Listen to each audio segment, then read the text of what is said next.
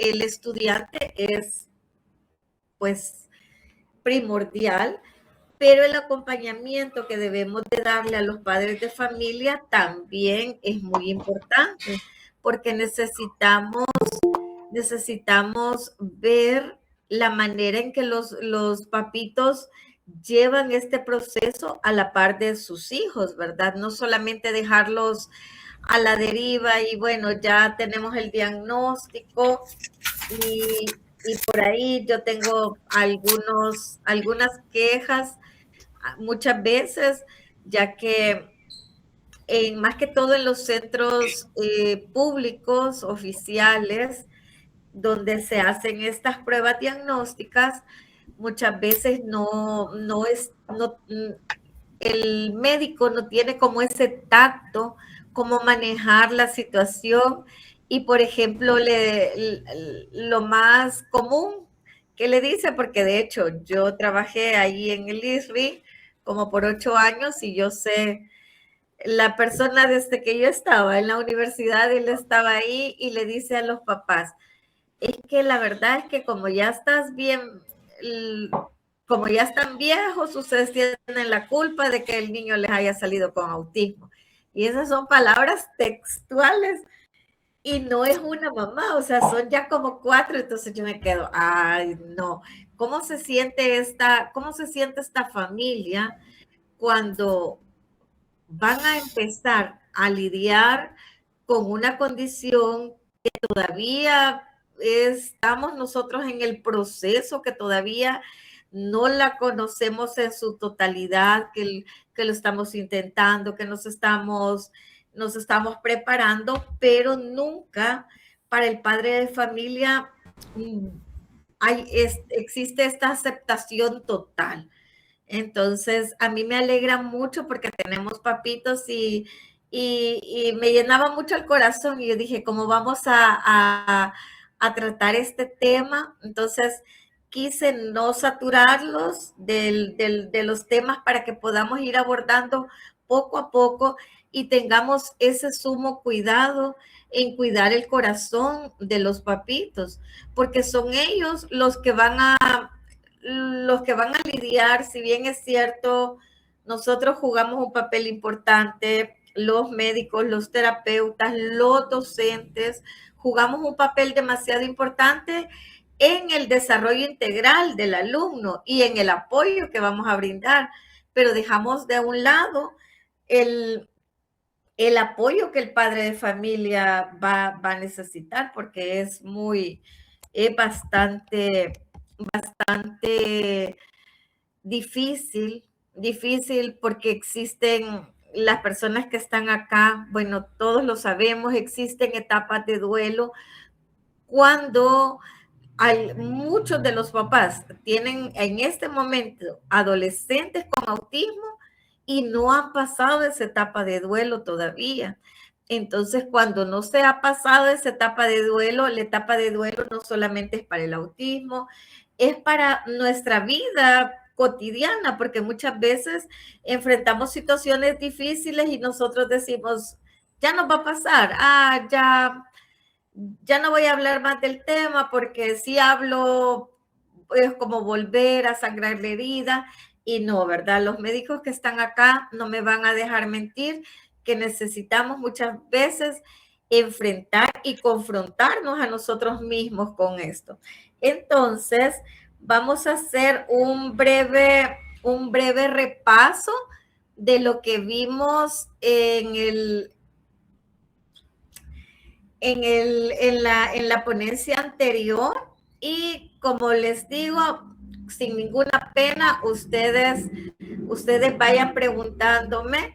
Ya vimos en la primera, nosotros vimos toda la conceptualización, la primera ponencia que tuvimos, luego hablamos acerca de los niveles, luego hablamos de las características, algunas porque todavía faltan más, algunos instrumentos que se utilizan para la detección del TEA y así hablamos de la triada también, que por cierto ahí teníamos nosotros una tareita, ¿verdad? Que la verdad me llenó mucho de satisfacción de leerles, bastante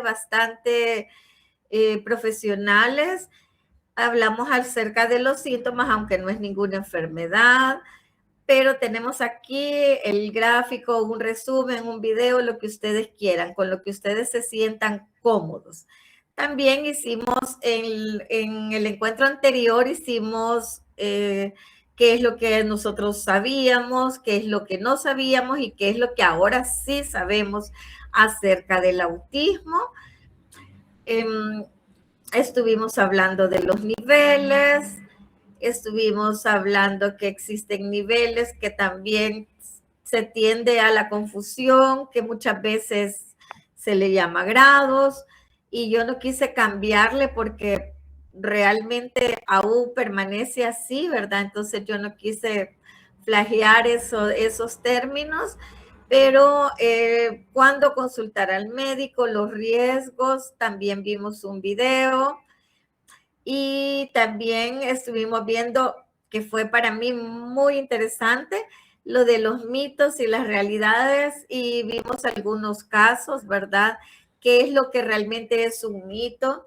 Que me encantaba que una mamita exponía y decía, hasta ahora me doy cuenta que de verdad mi hijo va a hacer y va a hacer esto y eso y eso. Créame que para mí es el regalo más hermoso que nosotros podamos llevarlo a la práctica, que no solamente nos sentemos esta hora solo escuchar y escuchar, sino que participemos también.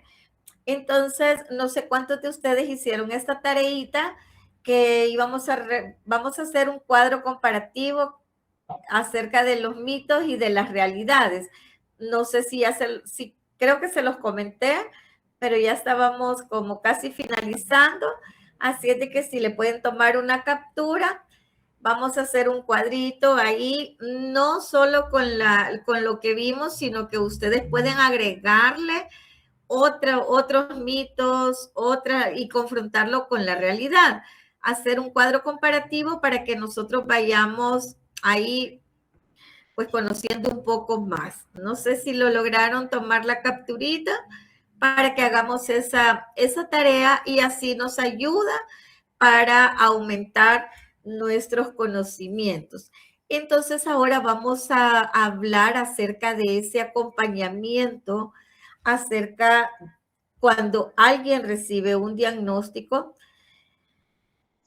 Vamos a profundizar un poco en el diagnóstico y los aspectos relevantes de la detección, pero para mí lo primero que vamos a hacer es compartir este video y se los voy a poner. Espero que...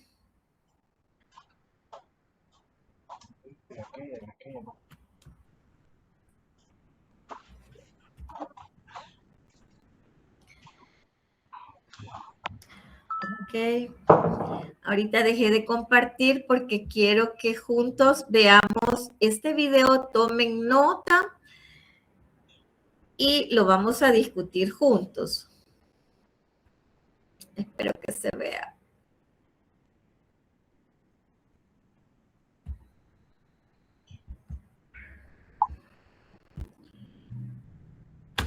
Déjenme ver.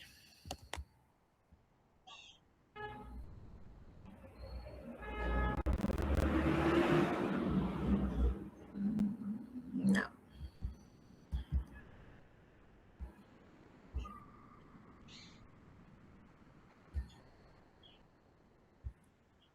Denme un segundo que...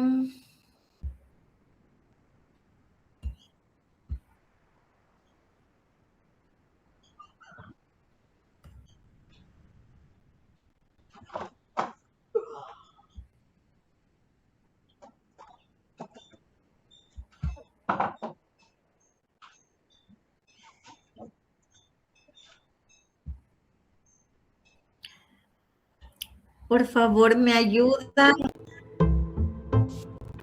si miran el video. Sí, Lick, se ve. Sí, se mira y escucha. Muchísimas gracias.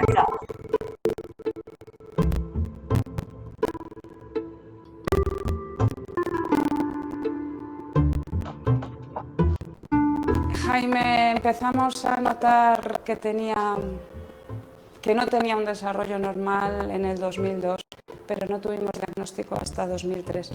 Mi familia venía de una situación muy complicada porque tuvimos varias desgracias familiares, yo andaba hundida y todo el mundo achacaba que más a mi pesimismo que a otra cosa los síntomas que yo veía en el niño. Y además estas cosas nunca nadie las queremos ver, ¿no? Los padres somos los últimos y la familia en ver estas cosas.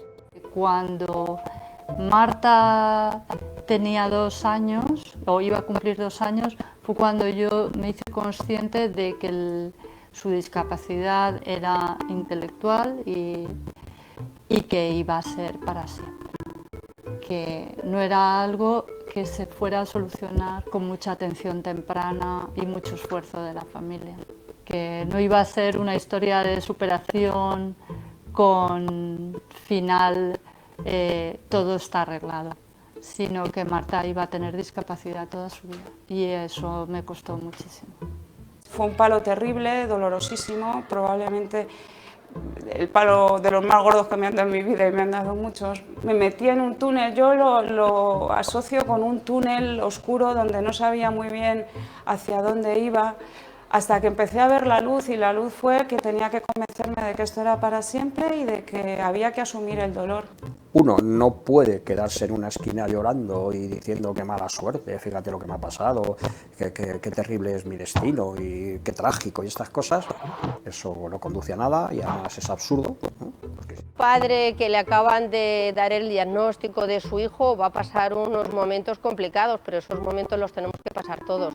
Pero lo más importante es que empiece a contactar con gente que tiene el mismo problema, que vea que es un problema con el que se puede vivir perfectísimamente, que son niños muy felices y que cuando aprendes a quererlos tiene mucho más beneficios de los que parecen. Yo le recomendaría que separe lo que es su hijo de lo que es la discapacidad de su hijo. Porque lo que no nos gusta es la discapacidad, no nuestro hijo. A nuestro hijo le queremos muchísimo. Y en un primer momento los padres nos sentimos mal, creo yo, porque mezclamos las dos cosas. Y nos hace sentir que no le queremos lo suficiente. Y ese digamos, rechazo a que la discapacidad entre en tu vida, yo creo que es muy natural. Pero vamos, que yo creo que es una especie de túnel o de proceso que no hay más remedio que atravesar. Es decir, que no puedes decir, estoy muy bien, lo llevo muy bien y no pasa nada. No, claro que pasa. Y luego poco a poco ese dolor se fue convirtiendo en determinadas alegrías, en aprender a vivir con ello, descubrir cosas en Jaime que también nos hacían muy felices, comprender que era una forma de vivir diferente, ¿no?, el tener un niño con este trastorno en la familia, pero que las cosas no eran necesariamente ni peor ni mejor, que teníamos otras muchas cosas buenas alrededor, el apoyo de mucha gente y volver a recuperar poco a poco la felicidad. Este esquema con el que yo partía, de que hay que ser normal para ser feliz, es falso. Que no hay que tener problemas para ser feliz, es falso. O sea, lo que hay que tener es capacidad para afrontar las cuestiones y tirar adelante. Y yo creo que la actitud nuevamente es lo mismo, porque tienes que trabajar. Es decir, que, bueno, tienes que trabajar, pues a lo mejor incluso no lo mismo que tienes que trabajar con los otros hijos. Es decir, que es que al final esto el tema es que cualquier hijo y cualquier persona es un mundo, ¿no? Y tienes que trabajártelo. Hay alegría después de un hijo con discapacidad. No es la vida se ha acabado, ni muchísimo menos. Es mi vida va a ser diferente, eso desde luego. Yo tengo una hija que se llama Patricia, que es más pequeña que Daniel, y en un principio pues lo ven como algo muy normal porque todavía no saben muy bien qué pasa por ahí. Pero cuando empiezan a hacer preguntas, yo creo que lo mejor es ser lo más sincero posible, no ocultar nada a tu hijo. Y yo a día de hoy, mi hija tiene 13 años, Daniel tiene 16, se llevan estupendamente, se adoran y ella no se siente mal cuando vamos por la calle y Daniel empieza a hacer sus estereotipias o sus cosas raras. Bueno, mi hija mayor, cuando nació Marta, notó mucho el impacto en la familia porque lo vivimos como un duelo. Y yo creo que desde entonces pues tiene un poco de celos de Marta, en el sentido de que Marta atrae muchísimo la atención de sus padres y de las personas de nuestro entorno. Y Cecilia pues reclama su espacio. Sí que es verdad que ahora que es más mayor entiende mucho mejor la situación, porque sus quejas cuando era más pequeña es: a Marta nunca la castigáis, todo lo mejor es para Marta,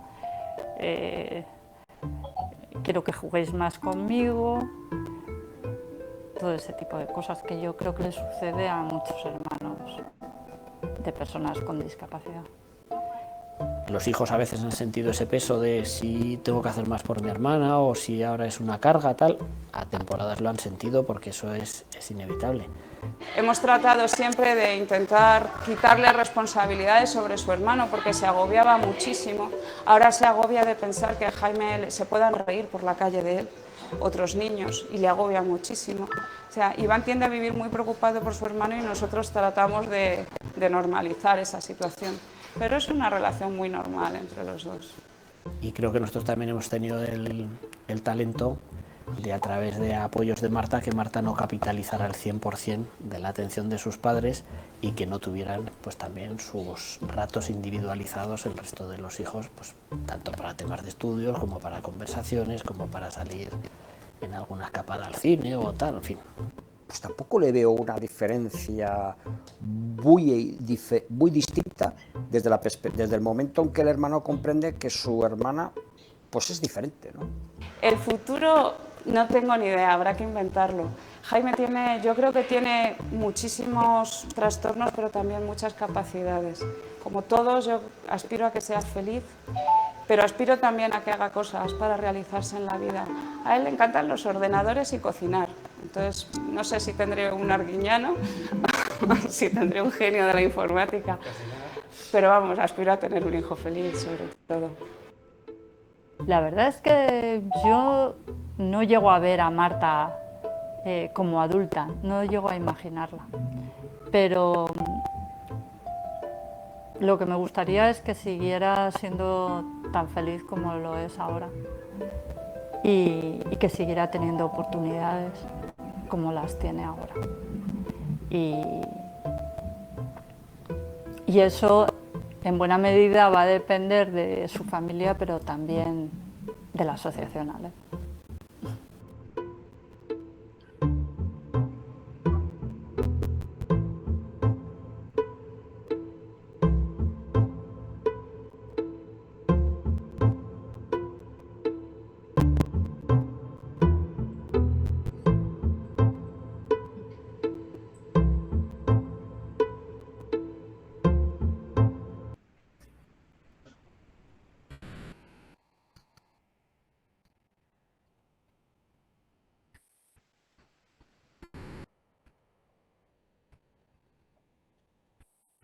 Muy bien. Ahora vamos a hablar todos, porque a mí me interesa construir aprendizajes en ustedes y aprender también de ustedes. Cuando les decía yo, en el momento de un diagnóstico, no solamente ahorita, porque estamos enfocados en el autismo, no solamente en el autismo, todos estos procesos son difíciles. Y aquí tenemos psicólogas, sabemos que el acompañamiento para el padre de familia es tan importante, ya vamos a ver los conceptos, ya vamos a ver todo lo demás, pero es tan importante que nosotros llevemos de los casos que usted vio, ¿qué fue lo que más le llamó la atención? Cuénteme.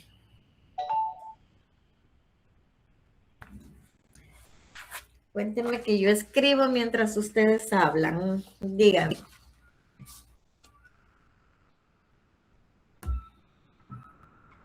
¿Quién se atreve?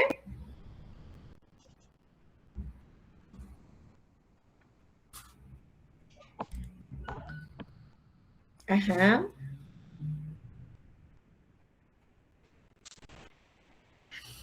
¿Quién anotó algo? ¿Quién quiere compartirnos?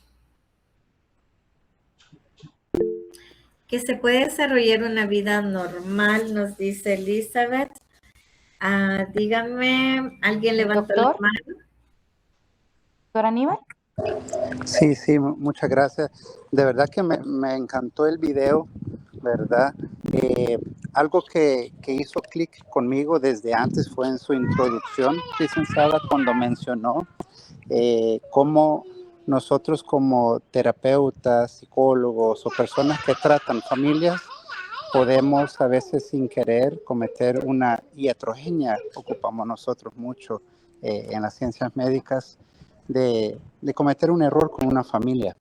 Yo recuerdo una experiencia negativa que tuvimos en mi familia con mi hijo, cuando al inicio, cuando comenzábamos sus tratamientos, sus terapias, hace ya varios años, vino una terapeuta que ni nos atendía a nosotros, sino que atendía a otras familias, pero una vez coincidimos en sesiones terapéuticas y así sin nada de filtro nos dio un diagnóstico bastante terrible y eso nos impactó mucho a nosotros, a mi esposa y a mí y pues tanto así, para hacerle corta la historia, que inclusive sacamos al niño de ese centro terapéutico y buscamos otro, porque fue para nosotros muy traumático en el momento y fue porque no tuvo nada de tacto para orientarnos, para abordarnos y ni nos conocía. Eso me hizo mucho clic de su introducción, ¿verdad? Luego, dentro del video me gustó mucho cómo abordó el tema de los hermanos. Okay. Nosotros tenemos una hija mayor que pudiéramos catalogarla, por decirlo así, como neurotípica. Y sí, a ella también le ha afectado mucho la situación de su hermano y nosotros hemos hecho mucho esfuerzo para que ella pues no se sienta, ¿verdad? Diferente, menos, no priorizada, etcétera. Porque de repente algo muy delicado es cómo se sienten los hermanitos y las hermanitas de niños neurodiversos cuando digamos que ellos fueran ser neurotípicos, por decirlo así, ¿verdad? Sí. De repente perciben que hay mucho más atenciones para con sus hermanos y a veces no es así, o a veces sí, y no es intencional, ¿verdad? Sí. Así que me gustó eso también del video, de cómo también se debe de saber llevar los hermanitos para que no se sientan menos o despreciados y se valoren sus sentimientos también. Cambio. Excelente. Le damos la palabra a Claudia. Sí, Claudia Gámez. Buenas tardes. Buenas tardes, Claudia. A mí me llamó mucho la atención en el video sobre la familia, de cómo tratarse a los hermanitos. Porque yo tengo una niña de 13 años. Sí. Entonces, a veces ella igual me ha dicho, mamá, tú le prestas más atención al niño y no a mí. Sí. Lo quieres más a él. Entonces yo me aparto con ella, nos vamos para el cuarto, nos ponemos a platicar, le explico lo que pasa con su hermanito, yo le digo, los amo a los dos. Él me necesita ahorita más, por eso estoy más con él, pero cuando tú me necesites, estoy contigo. Y pues ella ha ido comprendiendo poco a poco, pero gracias a Dios, pues ella lo está entendiendo. Qué bueno. Y sí, lo que decía también, hay partes donde la sociedad no comprende lo que está pasando, ¿verdad? Sí. Y a mí me ha pasado que cuando salimos con la familia, a mí me toca sentarme con el niño aparte a comer porque él no quiere estar con los demás. Él hace berrinches si hay más gente cerca, ¿verdad? Entonces a mí me toca aislarme y a veces no compartir momentos. Okay. Y los demás a veces es feo, ¿verdad? Pero los demás lo ven a uno o al niño, ¿verdad? Como algo raro, ¿verdad? Y pues es ahí donde uno tiene que llenarse de amor y cuidar a sus hijos y a veces, muchas veces, pues Solo quizás no agachar la cabeza, pero a veces uno no dice nada para no ofender a los demás. Pero sí, a veces sí se siente bastante feo lo que dicen las otras personas, el que no tienen a veces el cuidado. Sí, tiene mucha razón, Claudia. Gracias por siempre abrir su corazón y compartir con nosotros, ¿verdad? Grisel Flores también quiere compartirle. Ok, adelante, licenciada. Buenas tardes. Buenas A mí tardes. me llamó mucho la atención lo que una de las mamás dijo, que fue: la familia es la última en darse cuenta. Pero en realidad no es la última en darse cuenta. La familia es la primera que se da cuenta. Como papitos, como mamitas, vemos esas señales, pero no las queremos reconocer, no las queremos aceptar.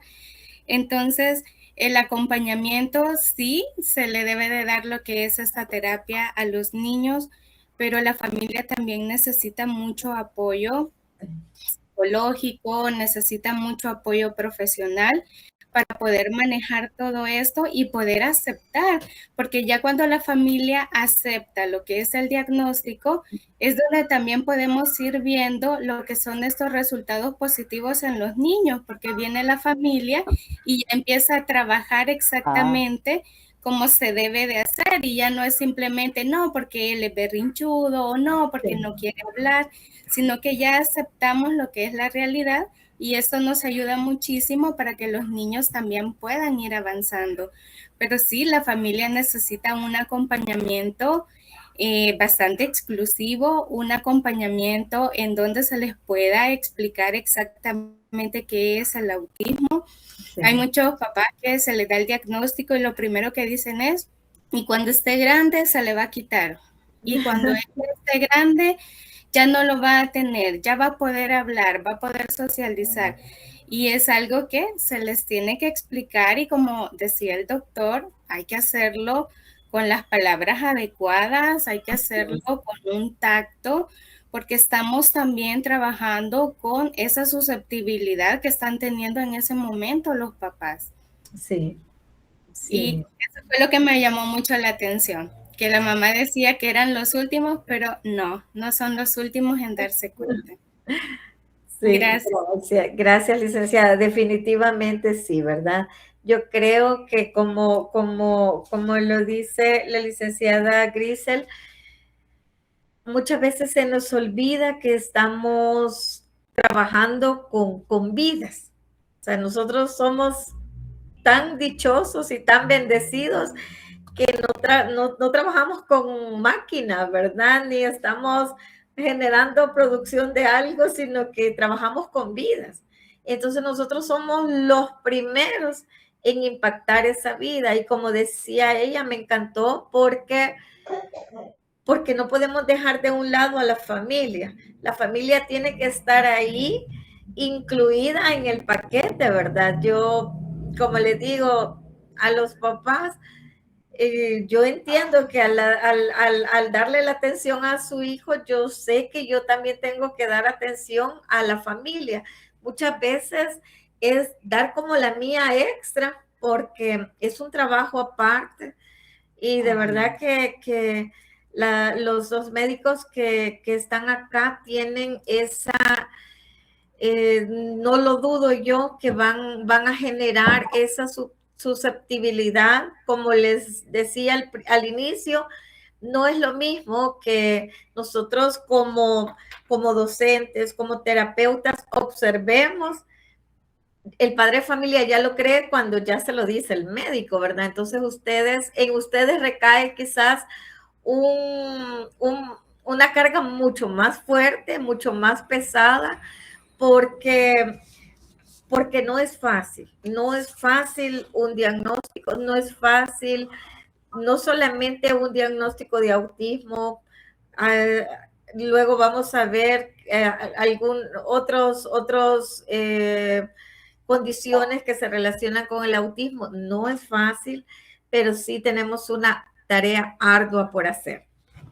¿Alguien más quiere compartir? Me encanta que están bien platicones, eso me encanta. ¿Alguien más quiere compartir? Ahí veo que Nelson tiene ganas, que sí habla, que sí habla. Lo logramos, adelante.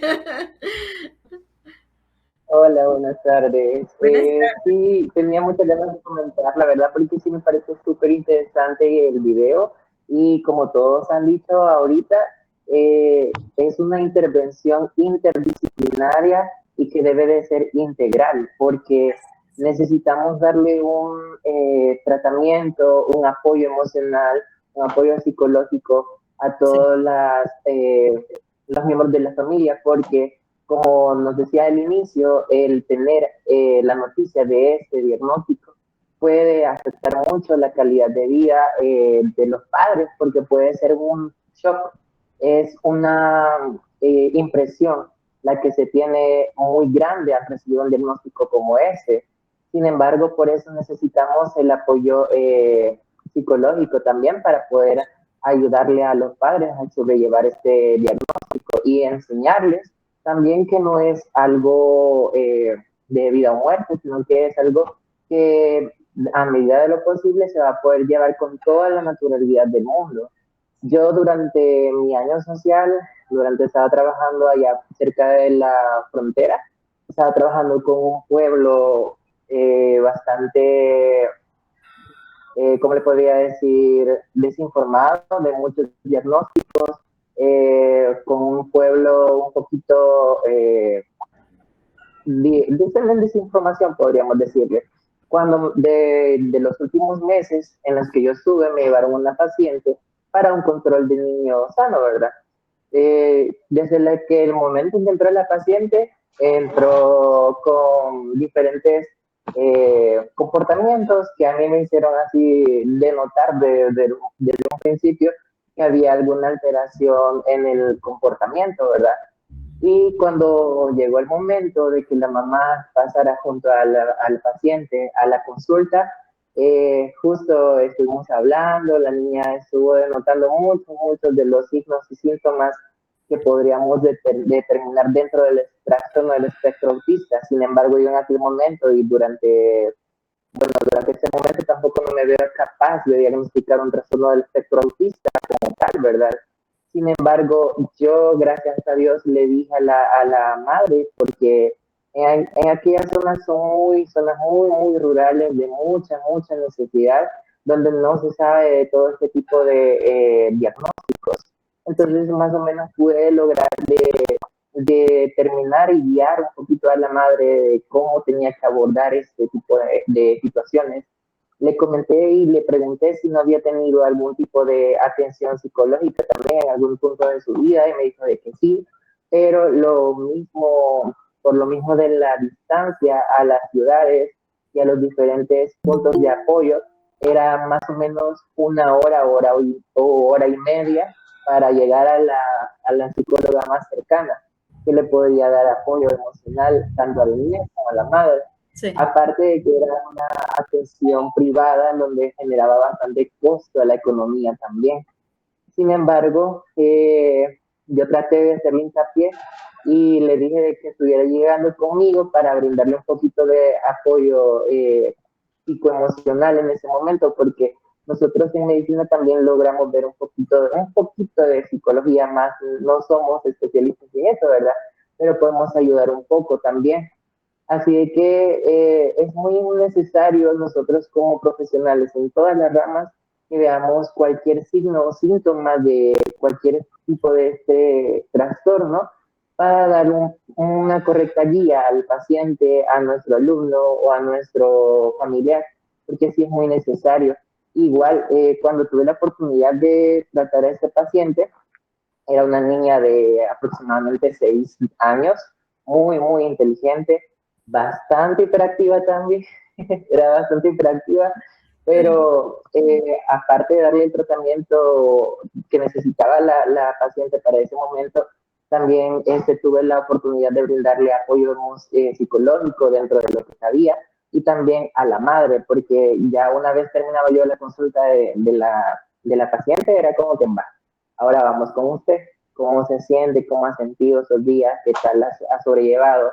porque también era muy importante, ella se veía en un cuadro un poco también, no en depresión, sino que en ansiedad, un cuadro de ansiedad, porque era diferente a lo que ella conocía, todo lo que le han enseñado, todo lo que sus padres habían aportado a su vida. Y también no logré trabajar con él, pero también el padre también estaba teniendo, según me mencionaba la madre, estaba necesitando también apoyo psicológico. Entonces, es por eso que yo hago hincapié que sí es necesario el abordaje interdisciplinario para este tipo de pacientes. Sí, excelente. Gracias, doctor. Gracias por esos aportes, ¿verdad? Que en lo personal a mí me ayudan mucho. ¿Alguien más quiere compartir o seguimos? ¿Todo bien? Vale, ok, vamos a ver. Vamos a continuar entonces. Gracias por todas las participaciones que tuvimos.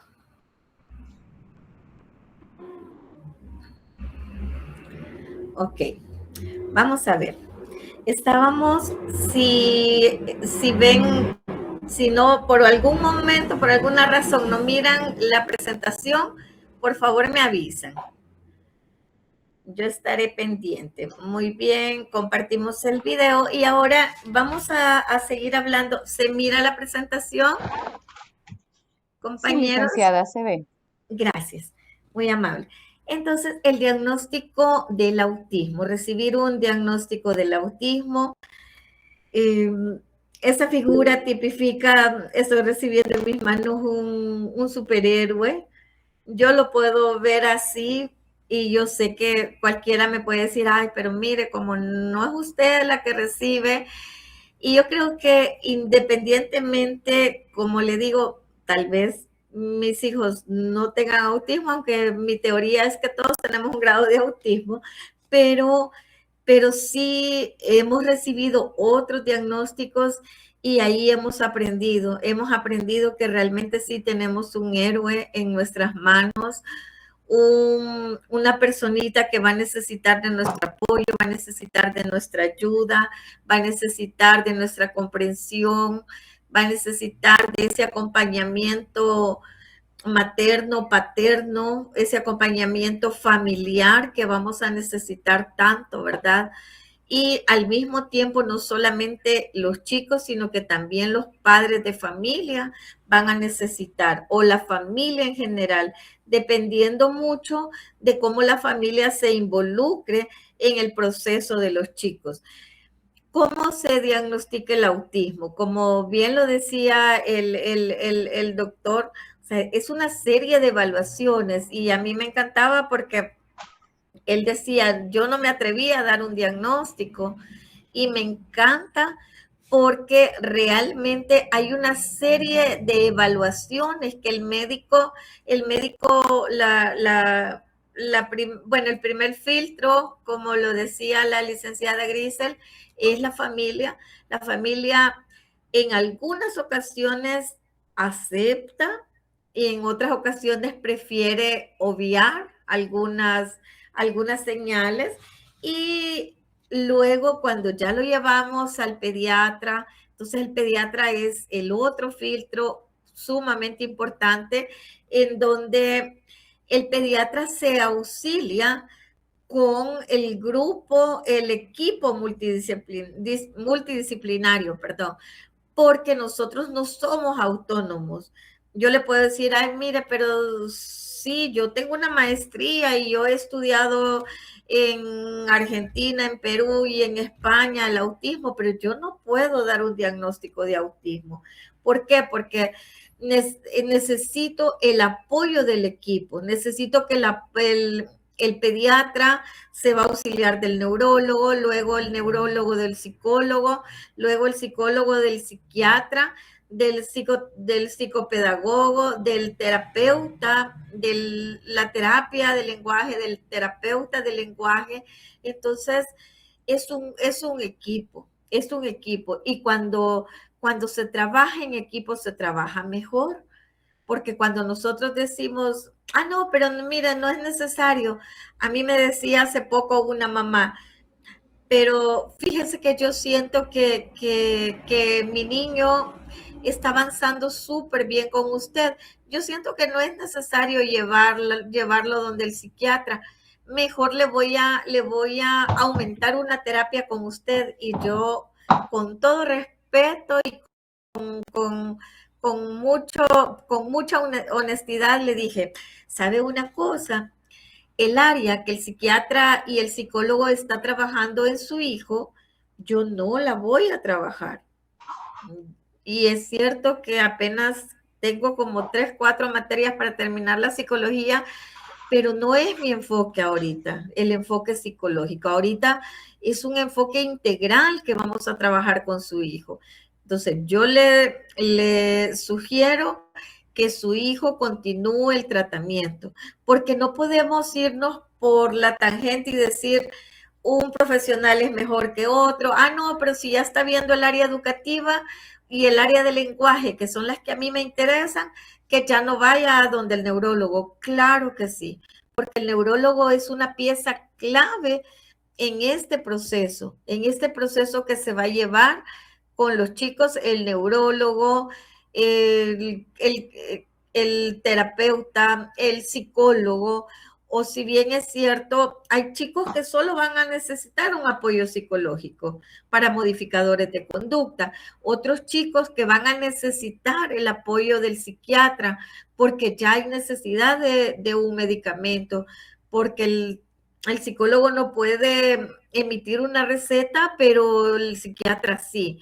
Y si va a haber necesidad que el psicopedagogo esté ahí a la par, o el docente, o el terapeuta de lenguaje. Y cuando se lleva, yo sé que esto implica un gasto para los papás, pero también necesitamos un desarrollo integral en nuestros chicos. Hay papás que me dicen que se sienten atacados y me dicen, pero si yo le veo tantos avances a la niña, ¿y por qué tengo que ir al neurólogo? Porque su hija tiene autismo nivel 2. Entonces, yo no puedo trabajar el área que al neurólogo le corresponde. Yo necesito auxiliarme del neurólogo para que el neurólogo vea los avances que está teniendo la niña con su terapeuta, pero que también necesita saber en qué nivel está ubicado, qué es lo que va a necesitar, cuáles son tal vez el uso de medicamentos. Muchas veces el autismo, como lo decía el doctor Nelson, está ligado a una hiperactividad. Los chicos muchas veces no pueden permanecer tranquilos, y no es que estén en una crisis, simplemente hay un grado de hiperactividad en ellos que hay que trabajarlo. Entonces, me encanta que todos estemos de acuerdo en esto, que el diagnóstico es un equipo multidisciplinario. Y cuando usted vea cuando usted vea 2 panoramas, cuando usted vea el alumno que cumple con lo estandarizado, ¿verdad? Que está en control con el médico. Si bien es cierto, el neurólogo no lo va a ver cada 2 veces a la semana, no lo va a ver, sino que el neurólogo lleva sus procesos con ellos. Entonces, nosotros vamos a ver, vamos a ver la diferencia.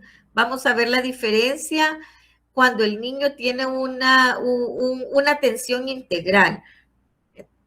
Entonces vamos a ver la diferencia a los niños que solamente van luchando y solamente con su proceso, muchas veces el proceso de escolarización nada más. Entonces los niños, para darles a mayor resultados, mayor integración del equipo multidisciplinario. El proceso de diagnóstico suele ser uno de los momentos con más incertidumbres o preocupación que genera la familia. Hay un dato bien curioso de una investigación que dice que el 89% de familias se separan cuando se tiene un diagnóstico. Aquí, imagínense qué alarmante está esto. O sea que solamente el 15% se quedan los dos. En el 85% se va el papá, generalmente.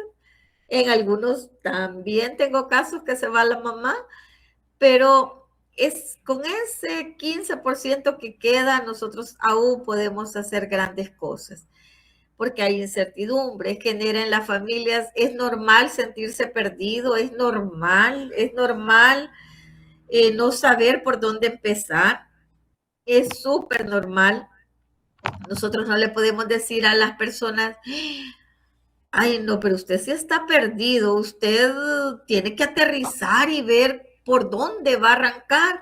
Es normal porque los seres humanos necesitamos apoyo.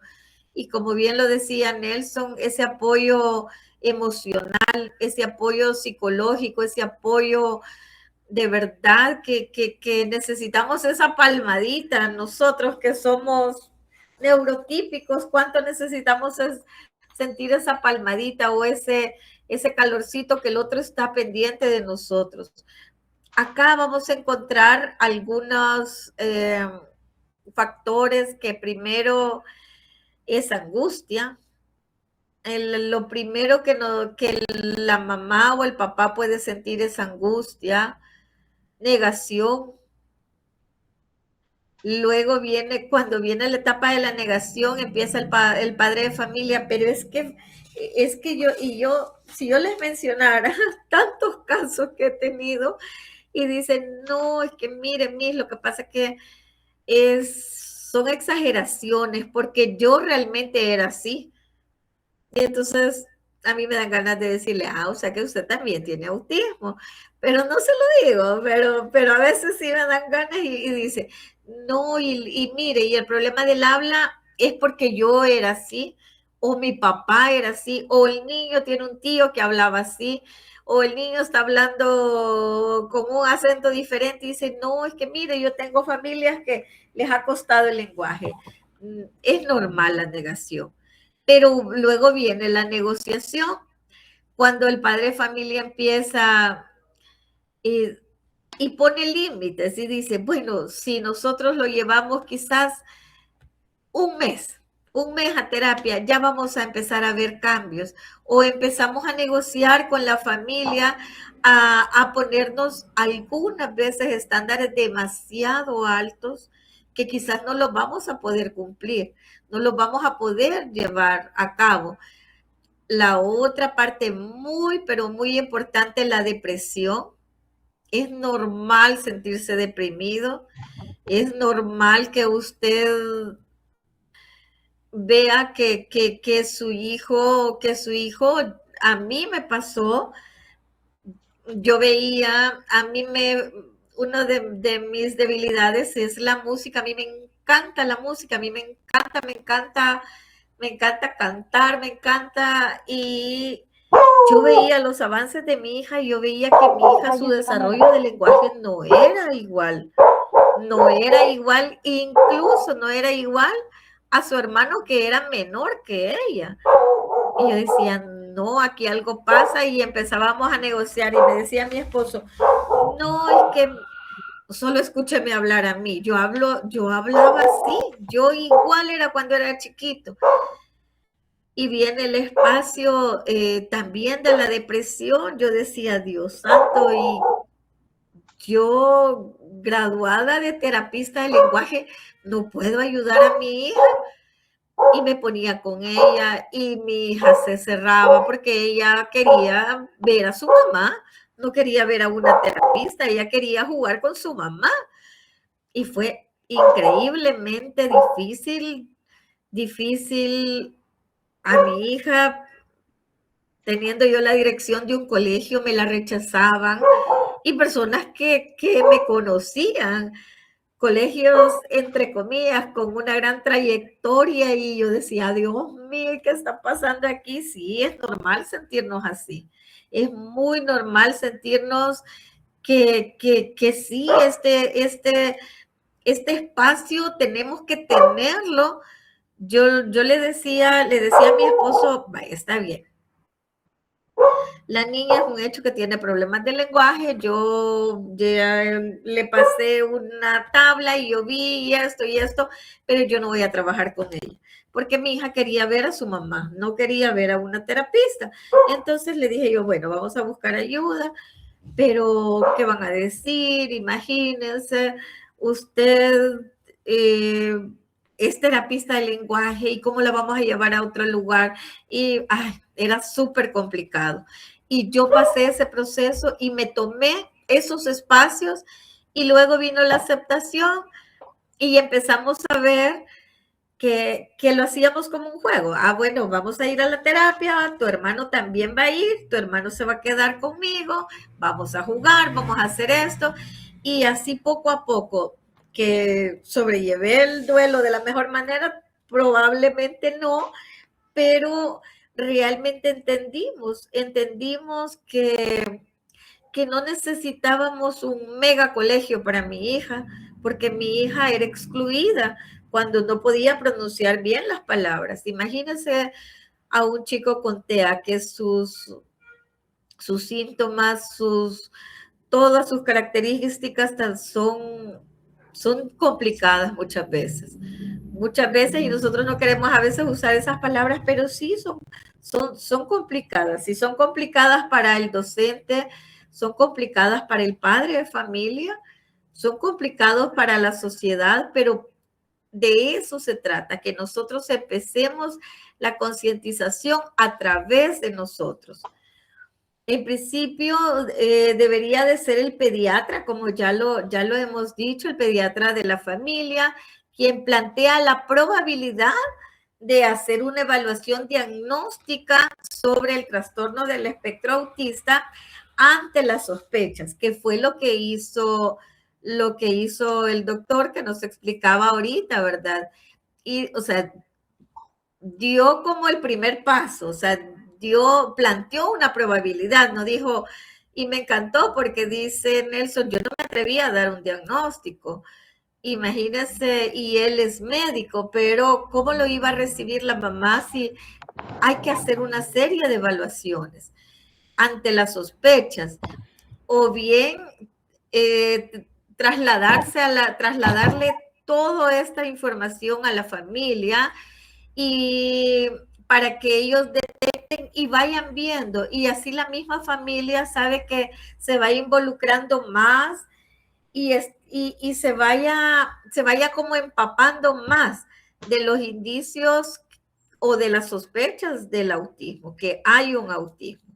Los parámetros esperados para la edad que tiene ya le sirven para hacer como un cuadro comparativo. Pero a esta edad el chico tiene que estar diciendo tantas palabras. Pero a esta edad los chicos tienen que socializar con esto. A esta edad, entonces la misma familia va buscando involucrarse en el proceso. El diagnóstico del autismo es un diagnóstico netamente médico. Yo siempre lo digo y lo voy a seguir diciendo, que debe realizarse por alguno de estos profesionales. Número 1, el pediatra, que ve el desarrollo, digamos, típico, ¿verdad? Porque a mí la palabra normal no me gusta. El desarrollo típico de los chicos, de los bebés, de los peques. El neurólogo pediatra, el psicólogo infantil, el psiquiatra y la terapeuta. La terapeuta del lenguaje, terapista educativa, terapista ocupacional, dependiendo del nivel en que el chico sea evaluado y que las evaluaciones nos arrojen el nivel en que él está. Así va a ser el acompañamiento de los profesionales y también el acompañamiento de las terapias. En el módulo 2 vamos a estar viendo acerca de unos programas que son muy interesantes. A mí me encanta, me va a encantar compartírselos a ustedes, pero también quiero que todos esos aspectos queden claros.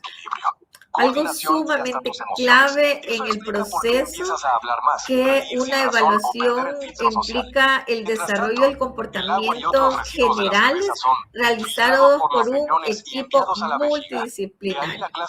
Y aquí podemos poner más o podemos poner menos. Pediatra, psicólogo, neurólogo.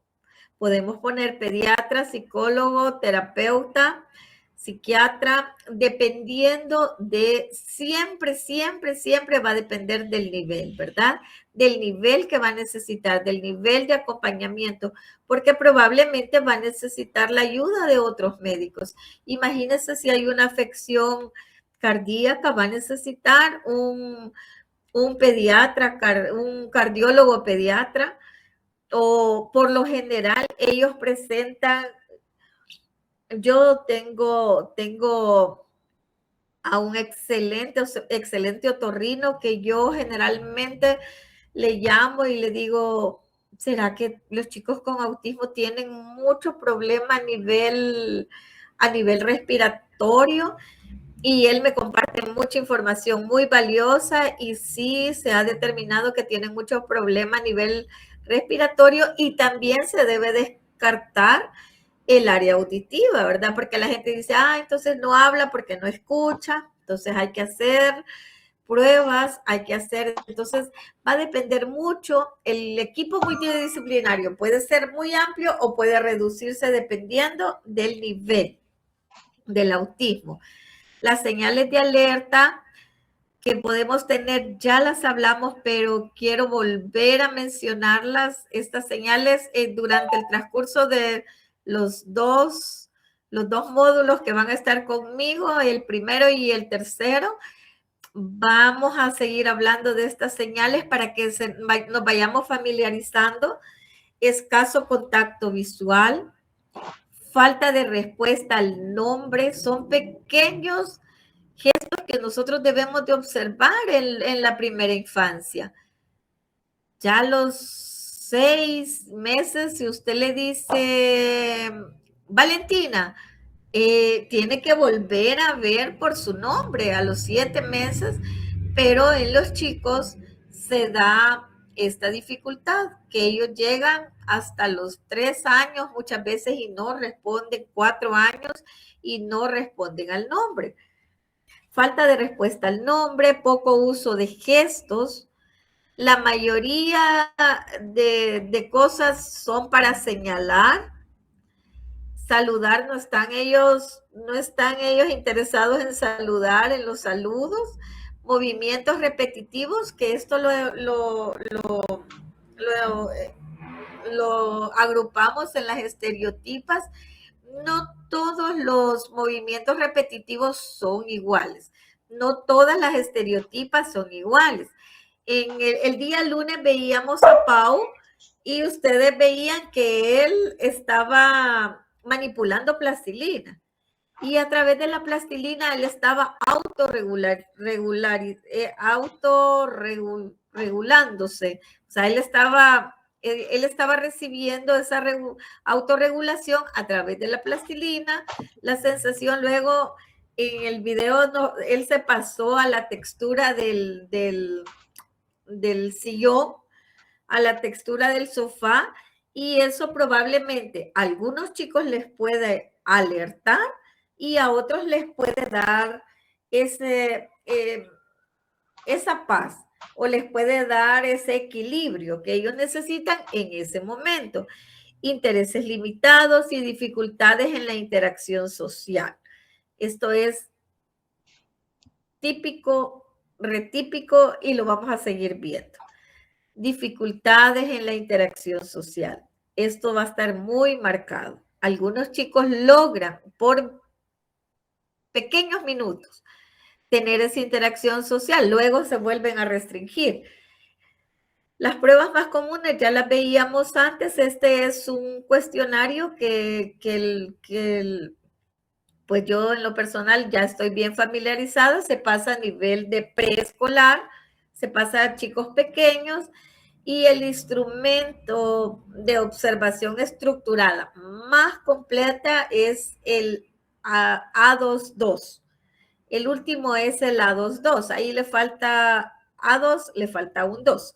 El A22 es el instrumento. Yo creo que no lo tengo acá en esta máquina, pero más adelante podemos, si ustedes tienen la duda, podemos verlo.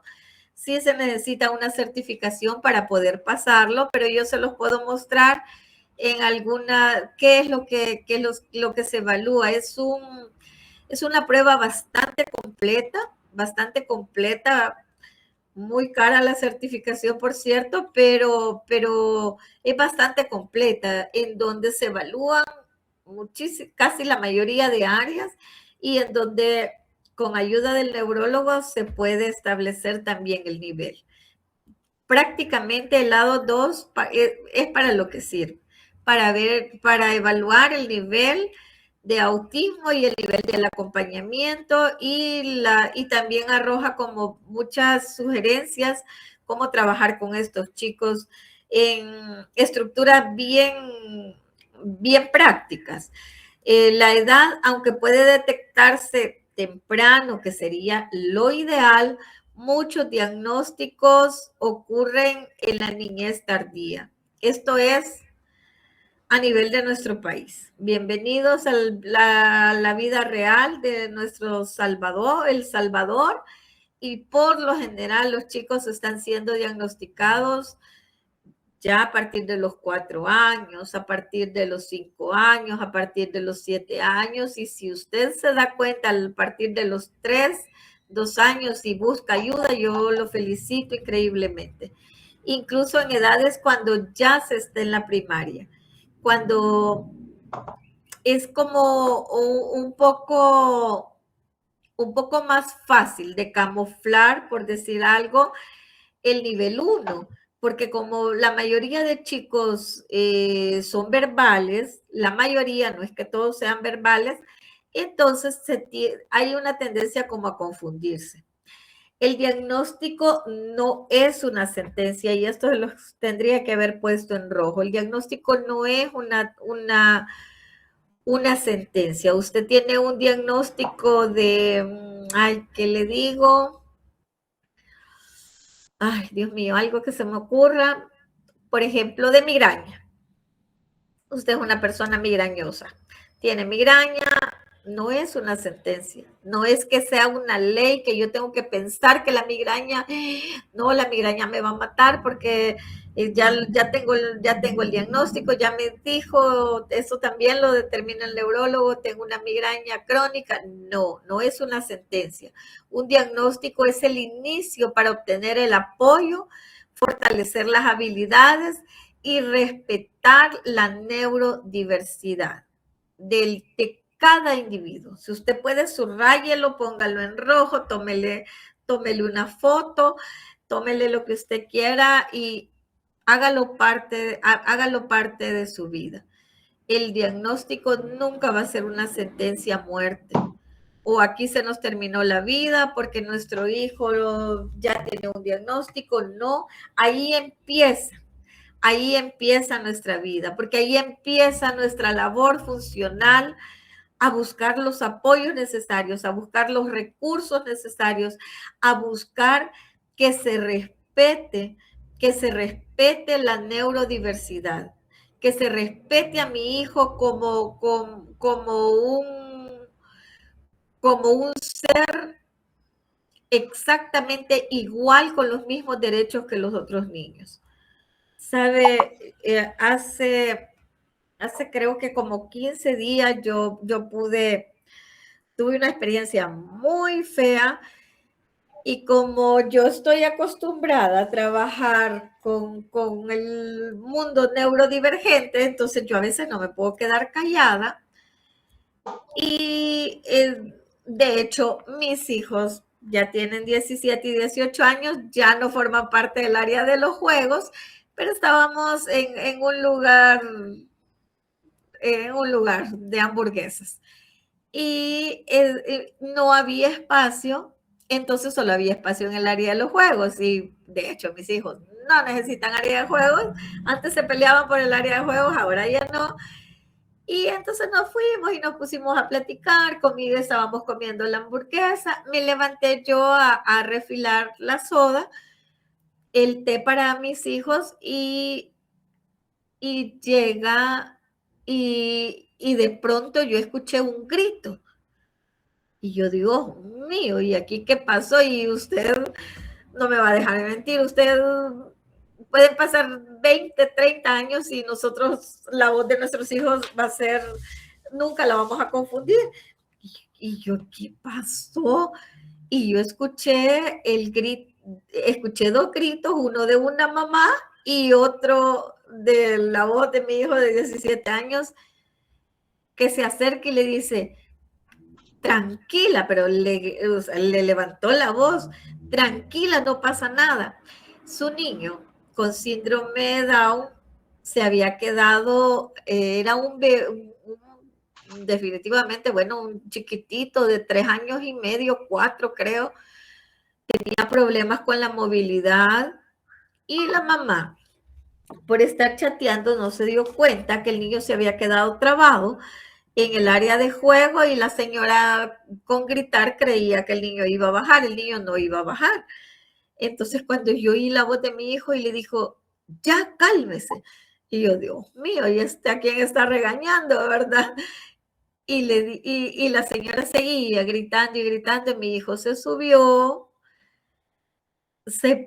me quedé, no sé, mire, todavía me dan ganas de llorar, me quedé con la lágrima acá, porque él, de hecho, ya es un adolescente de 17 años, y empezó a cantarle, y lo abrazó y empezó a cantarle para que el niño tuviera como confianza, y en sí el piecito se le había quedado doblado y trabado.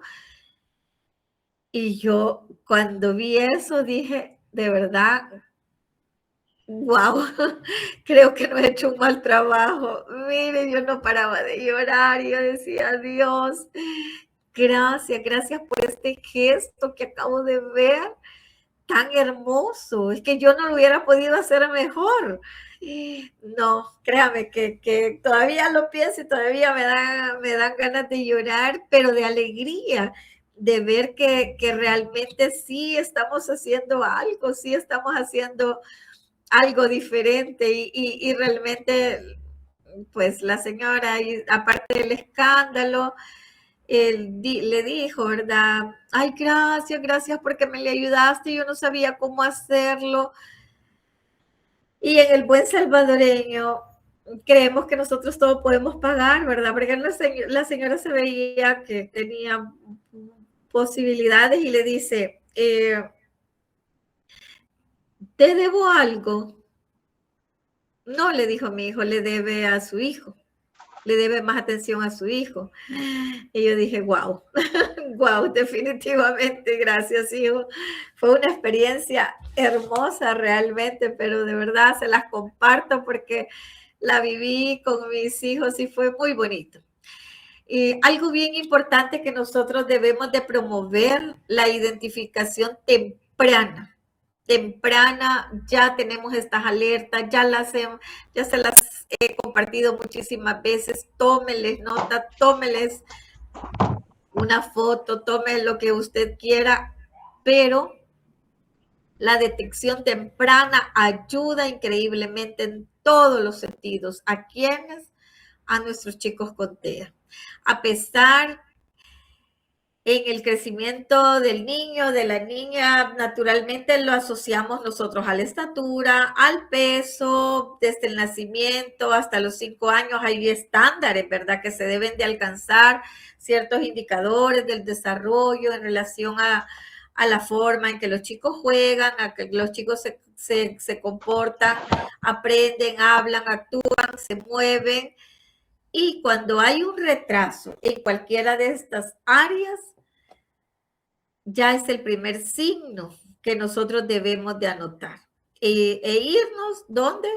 Donde el médico, donde su pediatra, y decirles, y primero Dios que nos salgan médicos tan buenos como los que tenemos acá en la sala, y empezar a preguntar, empezar a indagar, cuando ya nosotros podemos ver que sí, perdón, que ya hay una dificultad en alguna de las áreas antes mencionadas, o de otra, o podría ser otra discapacidad del desarrollo. Si es el TEA, que bueno, acercarse al médico, decirle, o así también ir descartando cualquier discapacidad acerca del desarrollo. Muy bien. Las señales tempranas que ya las hemos compartido, pero ahora les traigo a mencionarlas otras que con el tiempo usted va a ir viendo que van saliendo nuevas investigaciones, que van saliendo nuevo material y usted va a poder ver las señales tempranas en los chicos y patrones de comportamiento. Aquí hablamos un poco más acerca de lo que es el área conductual. Realizar los movimientos repetitivos, puede ser este movimiento con la cabeza, puede ser esto, que se golpeen, puede ser esto, puede ser esto. O sea, hay muchos movimientos repetitivos que los puede hacer, o solamente dar vueltas y vueltas y vueltas en un mismo lugar. Realiza actividades que podrían causar daño. ¿Por qué? Porque no hay esa conciencia de peligro. Entonces no hay esa conciencia que él pueda decir, ay, aquí me voy a lastimar. Solo se dejan ir. Yo tengo chicos que solo ven que la maestra ni siquiera está cerca y ¡fum! Se dejan ir, se tiran sin saber que se pueden lastimar. Ahora estaba con un pequeño y decía, es que esas sillas se movieron. Y le digo yo, no, pero las sillas no se movieron, las sillas están en el mismo lugar. Te digo que esas sillas se movieron porque cuando yo salté, la silla se movió. Y yo, ay, no, realmente no saben cómo calcular que se podrían hacer daño. Desarrollo de rutinas y rituales específicos. Se levantó a tal hora necesita su comida, si usted se la dio en la mesa, si usted se la dio en una cita de bebé, si usted se la dio en un determinado lugar, quiere que siempre sea igual. Entonces, ellos son muy propensos a desarrollar rutinas bien específicas y definitivamente hay una alteración cuando esto se altera, cuando hay un cambio. Cuando hay un cambio y por X o Y motivo, la mamá tuvo que ir donde un familiar, ya no está durmiendo en su cama, ya no hace la misma rutina que presentaba en su hogar, ya no la hace, ya hubo una alteración y entonces aquí empieza a complicárseles la vida a nuestros pequeños. No participa en juegos de imitación o de simulación, como no está él interesado en imitar a alguien. Entonces, ellos están básicamente, o sea, yo no necesito imitar a nadie porque no lo comprenden, no lo asocian, no sienten que sea necesario. ¿Tienen referencias específicas con respecto a los alimentos? Sí. Hay una selectividad alimenticia. Anote y al vecino, a su amiga. Si usted mira una de estas señales, dígale, mira, fíjate que estas podrían ser unas señales o patrones del comportamiento de los chicos con TEA. Entonces, nosotros podemos ayudar a ver como esas pequeñas señales, porque no le vamos a ir a dar un diagnóstico a nuestra amiga, ¿verdad? Al hijo de nuestra amiga o al hijo de nuestro jefe o al hijo de nuestro compañero de trabajo. No vamos a ir a darles un diagnóstico, pero sí podemos darle un apoyo. Los puntos pero muy claves en el trastorno, en el diagnóstico del trastorno del espectro, son que puede ser difícil porque no existe una prueba médica Acá tenemos 2 médicos y ellos no me van a dejar mentir, no existe una prueba. Mira, ahorita le hago una radiografía y ahí me va a salir que tiene autismo.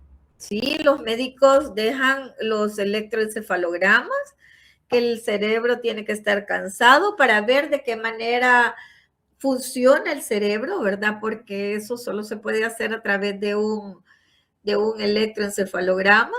Los médicos pueden dejarlo, pero no existe un examen médico que yo le saco sangre y veo que tiene autismo. Como el síndrome Down, que el síndrome Down, los efectos y las condiciones son diferentes. Entonces, para que un médico, para el diagnóstico, los médicos evalúan los antecedentes sobre el desarrollo y el comportamiento del niño. El diagnóstico de los trastornos del espectro autista involucran varios pasos, no solamente uno, no solamente me quedo en los antecedentes familiares, no solamente me quedo en las vacunas, no solamente me quedo, no, existen muchos, hay muchos pasos que están involucrados, muchas áreas involucradas y comprometidas. Algunas personas no reciben el diagnóstico, imagínense que hasta la adolescencia. Yo les comentaba en la primera sesión que evalué a un adulto de 32 años. De 32 años era como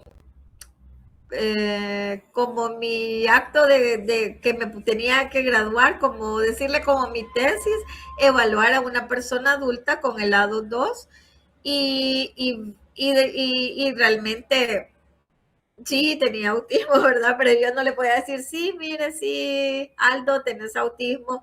No, tenía que hacer la prueba para poderme graduar del curso. Sí hay mucha demora en los diagnósticos tempranos. Siento yo que en nuestro país aún vamos ahí caminando, pequeños pasos, pero los vamos dando. El día 20 yo voy a un congreso en Medellín y ellos han dado muchos pasos a nosotros. Nosotros vamos tras eso. Yo no lo dudo que nosotros vamos tras esos pasos agigantados en el diagnóstico temprano del autismo. Personas no reciben ayuda temprana, la ayuda que probablemente van a necesitar para su vida, la mayoría no la recibe. La mayoría no recibe a tiempo esta ayuda. Acerca del tratamiento, voy a finalizar quizás con esto porque ya lo demás sí necesito enfocarme bien con ustedes y ya vamos a hablar aparte de parte de los tratamientos que van a recibir, vamos a entrar en otros temas, pero tratamiento, aquí tienen toda la razón si me corrigen, no hay cura para el trastorno, entonces no existe un tratamiento, existe un apoyo. Pero esas son como pequeñas frases que yo pongo para captar la atención de ustedes. Si hubiese un tratamiento es porque el autismo es una enfermedad y el autismo no es una enfermedad. Entonces no hay cura para el trastorno del espectro autista, no existe un tratamiento único. No le puedo decir yo, sí, mire, vaya y con esos electroshocks que le hacen en Panamá y entonces el niño, no, porque entonces estoy asumiendo que es una enfermedad. Para los pacientes todos los tratamientos son diferentes. El objetivo del tratamiento es maximizar las capacidades de su hijo para desempeñarse al reducir los síntomas del trastorno. A ir reduciendo esos síntomas o esas señales que ellos están presentando. El trastorno del espectro autista y desarrollar tener el aprendizaje, poder respaldar el desarrollo del aprendizaje integral.